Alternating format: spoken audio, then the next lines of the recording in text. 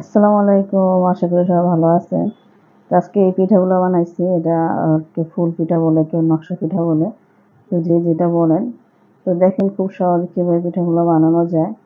তো এখানে যে আমার বোন চাউলগুলো যে বাইটে নিছে। এগুলো হলো ভাতের চাউল নিছে, সিদ্ধ চাউল যেটা বলে ভাতের চাউল।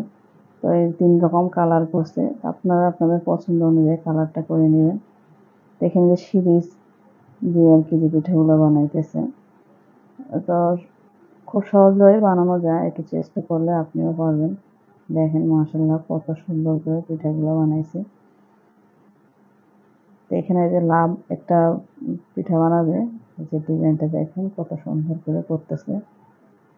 তো সবাই একটু মাশাআল্লাহ বলবেন, মাশাআল্লাহ কত সুন্দর করে পিঠাগুলো বানানো হয়েছে। আমার কাছে দেশ গ্রামে তো আপনি কলা পাতা, তারপর হলো কাঁঠাল পাতা এগুলো দিয়ে বানায়। তো আমার কাছে তো এগুলো নাই পাতা টাতা, তো এই জন্য আমি আর কি, তো এই জন্য আমি এই যে কাগজের পেজ নিয়েছি, সাদা পেজ। তো এখন চুলায় আমি গরম পানি দিয়ে রাখছিলাম আগে থেকে, কিন্তু এগুলো সবগুলো ভাপ দিয়েছি। তো এই যে ভাপ দেওয়া শেষ, আমি একইভাবে সবগুলো ভাপ দিয়ে নিয়েছি।